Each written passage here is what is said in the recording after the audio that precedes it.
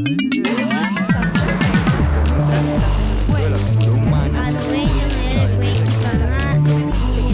belleza y la filosofía tiene que ver con esa integridad.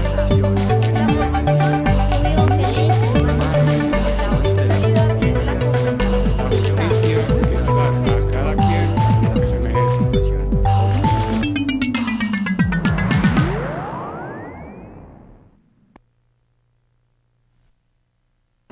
Experiencia es un recuerdo que a nadie se le olvida. Como va cogiendo experiencia en algo, va perdiendo el temor para realizar pues, las cosas que ya conoce. Por eso yo creo que le tememos con lo que no tenemos experiencia. Uno siempre tiene miedo de tener hijos porque nunca ha tenido experiencia con eso. La experiencia es lo que nos da como la tranquilidad día a día en las distintas cosas que hacemos. Experiencia es lo que es como son como las cualidades que uno tiene de la experiencia que a uno le gusta hacer. Como por ejemplo, a mí me gusta mucho dibujar. O sea que yo tengo experiencia de dibujar. La experiencia es el conocimiento que se adquiere por medio de las situaciones que pasan en la vida. La experiencia no se compra en la farmacia. Por ejemplo, por decirte, hay técnicos que no jugaron y dirigen. Entonces hay que mandarlos a jugar 22 años. Entonces a veces le dicen a uno, sí, pero ¿por qué no tiene experiencia están saliendo las cosas? Lo que pasa es que es un recorrido de camerino, de viajes, son 102, 103, 108 partidos internacionales, Copas América, eliminatorias, preparación, estuve al lado del profesor Luis de grandes técnicos que les aprendí a todos, los exprimí. En primer lugar, la experiencia, pues, en términos generales, es la que nos proporciona una relación con el mundo, es decir, con todo aquello que sea distinto de otro, y en ese sentido, entonces, la experiencia ha sido tema de reflexión, por ejemplo, de las teorías del conocimiento, por cuanto la experiencia nos procura datos e información acerca del mundo, de la naturaleza. Yo de estudio no he tenido nada, sino la vivencia, o sea, la experiencia. Para mí es mejor la experiencia. Ya uno se enseña a trabajar como el animal le va indicando a uno. Con experiencia en trucha arcoíris llevamos 20 años, mi hermano y yo. Tenemos una experiencia de nuestra propia historia, de nuestra propia vida, de nuestros sentimientos y de nuestras actitudes, y en esa medida entonces constituye también uno de los ejes importantes de reflexión de la filosofía moral y de la filosofía práctica. Pienso que, digamos, no se puede adelantar en el pensamiento, en las teorías, sin experiencias personales de vida, ensayos, errores, de no tomar las lecciones de los errores. Pienso que la cosa importante es de vivir, pero para bien vivir se necesita bien pensar, no se engañar, no se ilusionar, pero también no se quedar sin ninguna esperanza. Se debe también esperar y también querer los otros.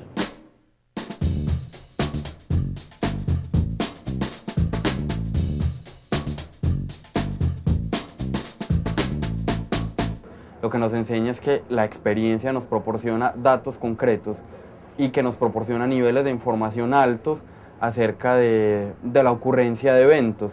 En particular en el conocimiento científico, cuando hablamos de los experimentos, que son indagaciones sistemáticas de la naturaleza, pero incluso en la vida cotidiana, o sea, el conocimiento que tenemos los seres humanos y que acumulamos es un conocimiento que, por ejemplo, Hobbes, que es uno de los filósofos ingleses que se dedica a la reflexión sobre la experiencia, propone que la acumulación de las experiencias es la que nos proporciona un conocimiento que nos hace aptos para la supervivencia, es decir, para la preservación de la especie y para el mantenimiento de la vida, en la medida en que a partir de la manera como vamos viendo que suceden las cosas en el mundo, es decir, qué es la causa de qué se sigue de esto, podemos a futuro anticipar la ocurrencia. Sucede, por ejemplo, el ejemplo que pone Hobbes, que es bastante sencillo, es que aprendemos, por ejemplo, que de la nube gris se sigue la lluvia.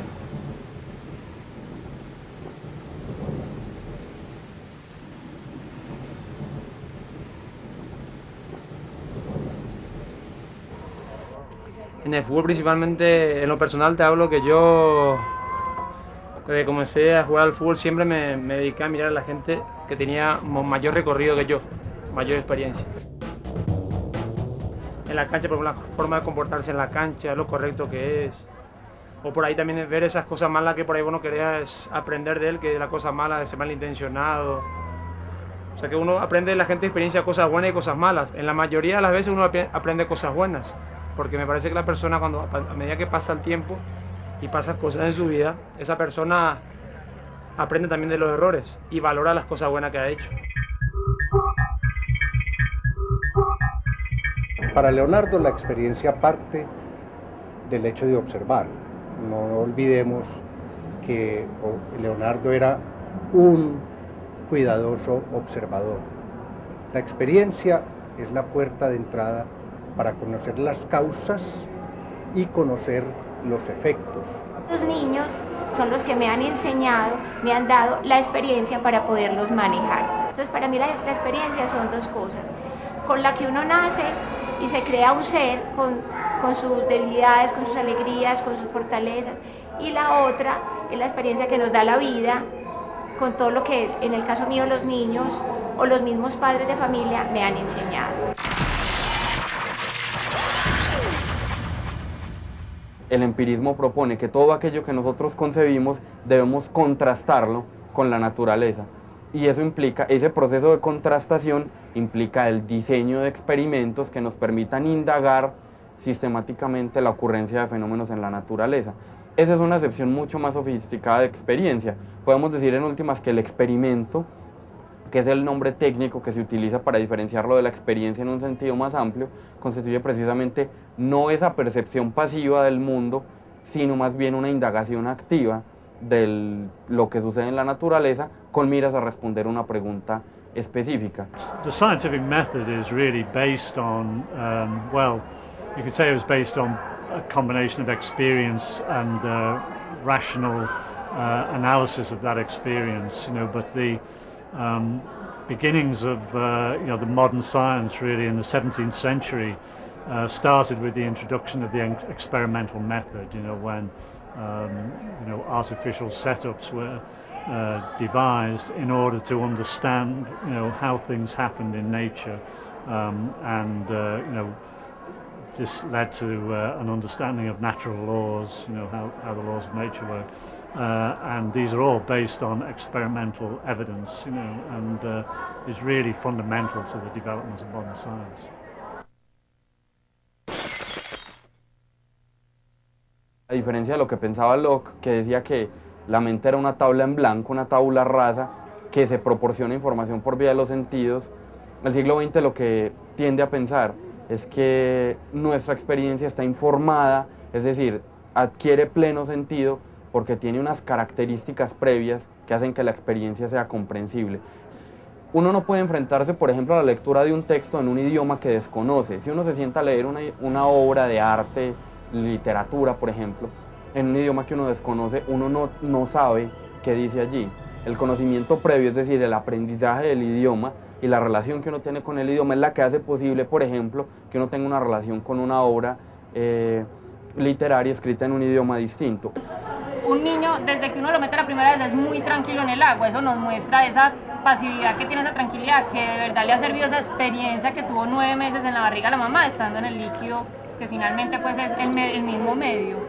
En el caso del arte sucede algo muy particular, y es que las obras de arte siempre, la experiencia estética siempre se da en el marco de las historias individuales específicas. Por eso las obras de arte tienen públicos concretos, y a cada generación las obras de arte les dicen cosas distintas, precisamente por las condiciones sociales, culturales, políticas que viven en general cada comunidad, y en particular por la historia específica que tiene cada individuo.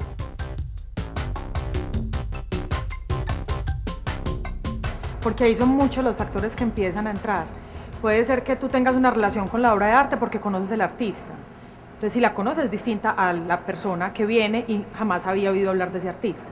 Hay otra opción, y es que tú tengas conocimientos de arte, entonces te vas a enfrentar a un tipo de arte específico, sea abstracto, sea figurativo, una instalación, con un conocimiento que tienes previo. distinto al espectador que no tiene ningún tipo de conocimiento de arte, entonces simplemente llega y para él va a ser una sorpresa pues la obra que está viendo, porque posiblemente ni siquiera la identifica como obra, sino como cualquier otra cosa. También depende mucho de la edad del público. Es muy distinto la experiencia que tienen los niños con una obra de arte a la experiencia que tienen los jóvenes, a la experiencia que tienen los adultos. También depende del gusto, por ejemplo, que en tiempos, ahora pues en tiempos contemporáneos, el gusto empieza a ser un factor bien importante para la experiencia que uno tiene con la obra de arte.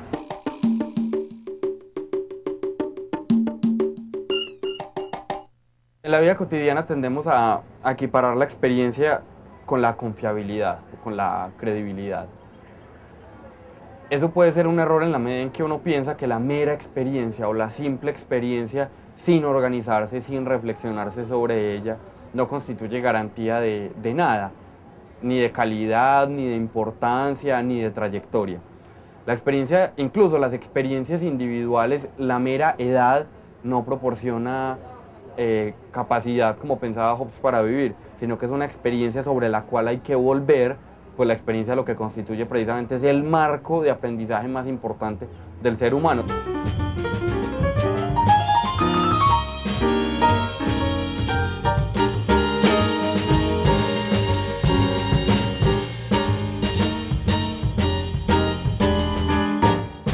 La experiencia a lo que nos debe llevar es precisamente a separar, a discriminar qué de lo que hemos hecho debe preservarse y qué no.